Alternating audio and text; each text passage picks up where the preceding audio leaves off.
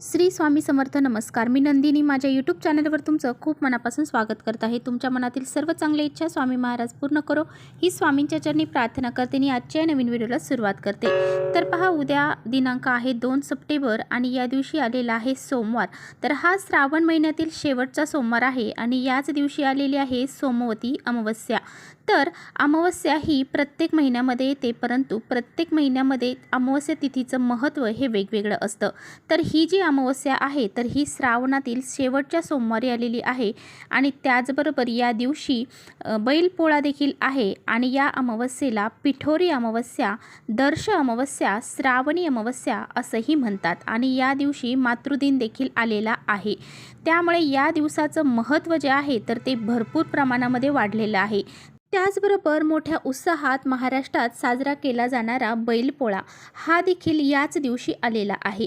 त्यामुळे या दिवसाचं महत्त्व हे अधिक वाढलेलं आहे. तर पहा, सोमवती अमावस्या आलेली आहे, त्यामुळे या दिवशी आपल्याला भगवान शिव शंकरांची पूजा अर्चा करायची आहे, माता पार्वतीची पूजा करायची आहे, त्याचबरोबर आपल्या पितरांची पूजा करायची आहे, माता लक्ष्मी, भगवान श्री हरी विष्णू यांची देखील आपल्याला या दिवशी पूजा करायची आहे आणि बैलपोळा असल्यामुळे बैलांची देखील या दिवशी पूजा केली जाते. तसेच आपल्या हिंदू धर्मामध्ये वास्तुशास्त्रामध्ये सांगितलेले काही प्रभावी उपाय देखील आपल्याला या दिवशी करायचे आहेत आणि त्यामुळेच आजच्या व्हिडिओमध्ये मी तुम्हाला अतिशय प्रभावशाली उपाय सांगणार आहे. तर उद्या तुम्हाला सकाळीच आपल्या घरामध्ये या एक झाडाचं पान घेऊन यायचं आहे. या झाडाचं हे एक पान जर आपण घरी घेऊन आलो तर आपल्या 7 पिढ्यांचं दारिद्र्य हे नष्ट होऊन जाईल.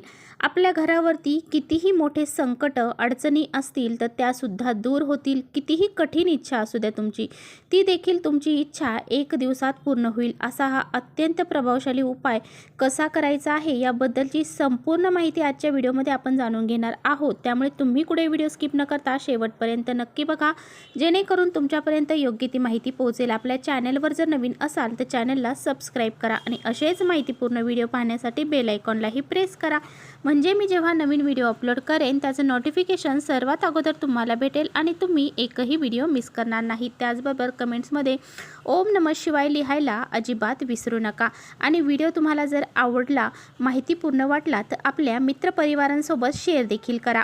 तर पहा, अमावस्येच्या दिवशी वाईट शक्तींचा प्रभाव कमी होण्यासाठी भरपूर असे उपाय हे केले जातात. असं म्हटलं जातं, अमावस्येच्या दिवशी जर आपण काही उपाय केले तर त्याचे पुण्यफळ देखील आपल्याला प्राप्त होते.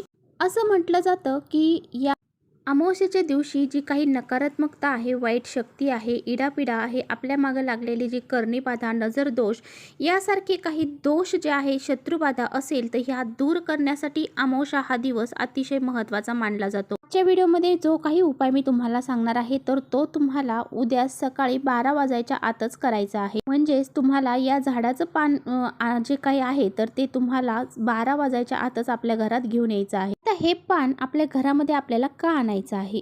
तर पहा, तुमची खूप दिवसापासून एखादी इच्छा आहे आणि खूप कष्ट करत आहात, मेहनत करत आहात, परंतु तुमची ती इच्छा जी आहे तर ती पूर्ण होत नाही.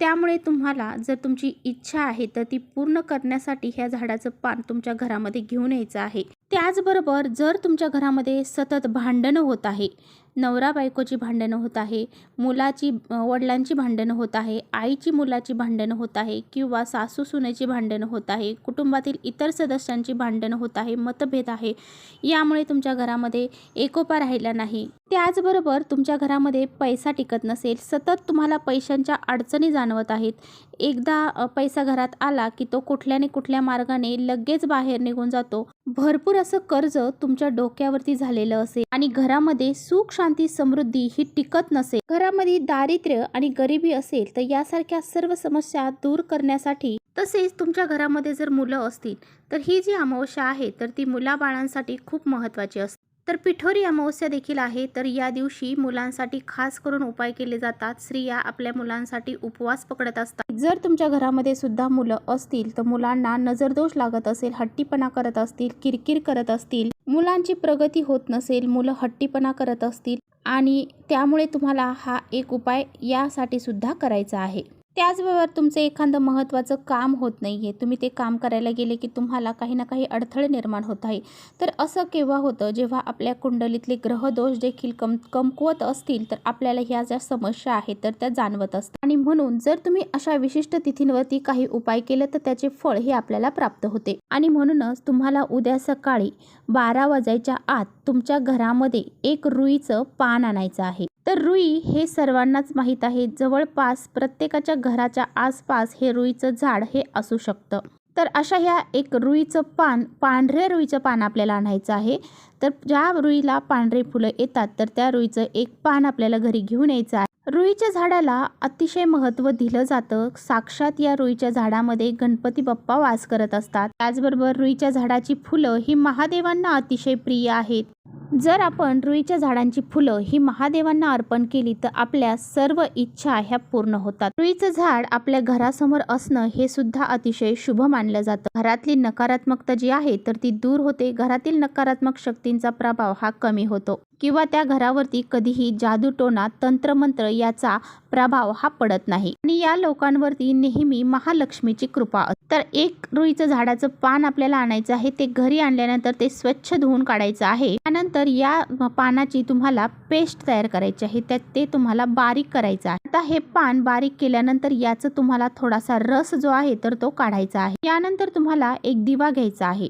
दिवा घेताना स्वच्छ घ्या, व्यवस्थित घ्या, कुठे तुटले फुटलेला घेऊ नका. अगदी मातीची पंती जरी तुम्ही घेतली तरी सुद्धा चालेल. अगदी 2 ते 3 थेंब हा रस तुम्हाला त्या दिव्यामध्ये टाकायचा आहे. त्यानंतर यामध्ये तुम्हाला 1 चम्मचभर शुद्ध गाईचं तूप घालायचं आहे आणि या दिव्यांमध्ये तुम्हाला एक फुलवात लावायची आहे. यानंतर हा दिवा जो आहे तर तो आपल्याला प्रज्वलित करायचा आहे. दिवा प्रज्वलित केल्यानंतर तुम्हाला एक प्लेट घ्यायची आहे. त्या प्लेटमध्ये थोडेसे तांदूळ टाकायचे आहे आणि हा दिवा तुम्हाला त्या तांदळावरती ठेवून तुमच्या देवघरामध्ये प्रज्वलित करायचा आहे. आता हा दिवा तुम्ही प्रज्वलित केल्यानंतर ना तुम्हाला ह्या दिव्यामध्ये 2 लवंगा टाकायच्या आहेत. त्यांना पुढे फूल असतील अशा अखंड चांगल्या लवंगा 2 टाकायच्या आहेत. 2 हिरव्या वेलची ह्या सुद्धा चांगल्याच टाकायच्या आहेत. यानंतर हा दिवा लावल्यानंतर तुम्हाला माता लक्ष्मीला प्रार्थना करायची. तुमच्या घरामध्ये जर काही अडचणी असतील त्या दूर होण्यासाठी, कर्ज असेल तर ते कर्ज दूर होण्यासाठी, त्याचबरोबर तुमच्या काही इच्छा असतील तर त्या इच्छा पूर्ण होण्यासाठी, कुटुंबाची प्रगती होण्यासाठी, घरामध्ये काही दोष अडचणी असतील त्या दूर होण्यासाठी तुम्हाला अगदी मनोभावे प्रार्थना करायची आहे. आता पहा, तुम्हाला हा दिवा दिवसभर देवघरामध्ये लावून ठेवायचा आहे.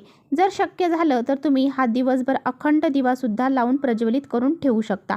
त्यानंतर तुम्हाला संध्याकाळी काय करायचं आहे, तर जो दिवा आपण लावलेला आहे तर त्या दिव्यामध्ये तुम्हाला ते जे काही सामान आहे, म्हणजे त्या लवंगा असतील, हिरवी वेलची असेल तर ते तसेच ठेवायचं आहे आणि त्या दिव्यामध्ये तुम्हाला 5 कापराच्या वड्या टाकून तो दिवा प्रज्वलित करायचा आहे. तर हे सर्व प्रज्वलित केल्यानंतर तुम्हाला याचा धूर संपूर्ण घरामध्ये फिरवायचा आहे. जेव्हा तुम्ही असा हा एक दिवा तुमच्या घरामध्ये लावता तेव्हा तुमच्या घरातील सर्व दोष हे निघून जातात. जेव्हा तुम्ही ह्या वस्तू कापरासोबत जाळतात तेव्हा तुमच्या घरातील सर्व इडापिडा, नकारात्मकता, कर्णीबाधा, शत्रुदोष हे सर्व दूर होऊन जातात. घरामध्ये लक्ष्मी प्रवेश करते, पैसे येण्याचे सर्व मार्ग मोकळे होतात आणि कुटुंबाची प्रगती होते. तर असा हा एक प्रभावी उपाय तुम्हाला उद्या संध्याकाळी आवर्जून करायचा आहे. तसेच उद्या सोमवार आहे, सोमवती अमावस्या देखील आहे. तर तुमच्या घरामध्ये पैसे येण्याचे मार्ग मोकळे होण्यासाठी, तुमच्या घरामध्ये पैशांच्या अडचणी दूर होण्यासाठी, कुटुंबामध्ये सतत अडचणी येत असतील तर तुम्हाला काय करायचं आहे, तर तुम्हाला उद्या श्रावणातला शेवटचा सोमवार आहे तर तुम्हाला काय करायचं आहे, तर जे धोत्रा आहे तर धोत्र्याचं झाड जे आहे त्या झाडाचं जे मूळ आहे तर ते मूळ तुम्हाला तिथून काढून आणायचं आहे आणि ते मूळ तुम्हाला तुमच्या घराच्या एखाद्या कोपऱ्यामध्ये ठेवायचं आहे. धोत्रा जे आहे तर ते नकारात्मकता दूर करण्यासाठी अतिशय प्रभावशाली मानलं जातं. त्यामुळे धोत्र्याची फळं, फुलं ही भगवान शिवशंकरांना वाहिली जातात. जेव्हा तुम्ही हे मूळ तुमच्या घरामध्ये ठेवता तेव्हा तुमच्या घरावरती माता लक्ष्मी, भगवान शिवशंकर यांची कृपा राहते. वाईट शक्तींपासून आपलं संरक्षण होतं. त्या कुटुंबावरती कधीही वाईट संकटही येत नाही. त्याचबरोबर तर पहा, तुम्हाला तुमच्या आसपास जर शनीचं मंदिर असेल, मारुतीचं मंदिर असेल, तर तुम्हाला रुईच्या 11 पानांची माळ करून ती त्यांना अर्पण करायची आहे. सोमवती अमावस्या आहे आणि या दिवशी जर तुम्ही अशी ही रुईच्या पानांची माळ हनुमानांना किंवा शनिदेवांना अर्पण केली तर तुमच्या जीवनातील जे बी काही नकारात्मकता आहे, जे शनी दोष आहेत, ते सर्व दूर होऊन जाते. कुंडलीमधला राहू केतूचा प्रभाव हा कमी होतो, शनी दोष दूर होतो आणि आपल्या कुटुंबामध्ये सुख, शांती, समृद्धी ही नांदत असते. त्यामुळे तुमच्या घराजवळ जर असे शनिदेवाचे किंवा मारुतीचे मंदिर असेल तर अशा रुईच्या पानांचा हार म्हणजेच माळ तुम्हाला त्यांना अर्पण करायचे आहे. या दिवशी तुम्हाला रुईच्या पानांसोबत नारळ देखील अर्पण करायचा आहे. नारळ या दिवशी फोडला जात नाही, नारळ हा फक्त अर्पण करायचा आहे. तर इथेच थांबवते. माझा व्हिडिओ आवडला असेल तर नक्की लाईक करा आणि चॅनेलवर जर नवीन असाल तर चॅनेलला सबस्क्राईब करा. परत भेटूया अशाच छानशा व्हिडिओसोबत. तोपर्यंत श्री स्वामी समर्थ.